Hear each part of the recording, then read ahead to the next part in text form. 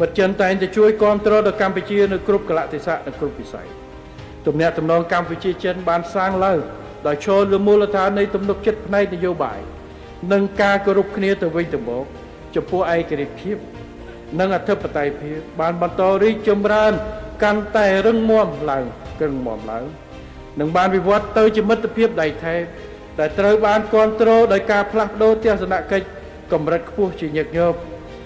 រួមទាំងការប្រស័យតាក់ទងគ្នាជាយុទ្ធសាស្ត្រនាជំនួបក្នុងអំឡុងទស្សនកិច្ចផ្លូវរដ្ឋនៅកាលខែមេសាឆ្នាំ2025ខ្ញុំនិងអាដាមស៊ីជីនពីងមិនត្រឹមតែបានបញ្ជាក់សារជាថ្មីអំពីការបដិញ្ញាចិត្តឥតងាយរេចំពោះទំនាក់ទំនងមិត្តភាពដៃថែបកម្ពុជាចិនប៉ុណ្ណោះទេប៉ុន្តែថែមទាំងបានពង្រឹងនិងធ្វើឲ្យស៊ីជម្រៅថែមទៀតនៅភាពជាដៃគូយុទ្ធសាស្ត្រគ្រប់ជ្រុងជ្រោយនិងកិច្ចសហប្រតិបត្តិការជ្រះរវាងប្រទេសទាំងពីរមិត្តចិនគឺជាដៃគូពាណិជ្ជកម្មដ៏ធំបំផុតនិងជាប្រភពដ៏សំខាន់បំផុតនៃការវិនិយោគរបស់កម្ពុជាមកដល់ប្រទេសជំហររបស់កម្ពុជាចំពោះមិត្តចិនគឺប្រកាន់ខ្ជាប់អធិរាជចំពោះនយោបាយចិនមួយដែលគ្រប់គ្រងការផ្ដួចផ្ដើមកែក្បត់និងផ្លូវនិងគំនិតផ្ដួចផ្ដើមផ្សេងទៀត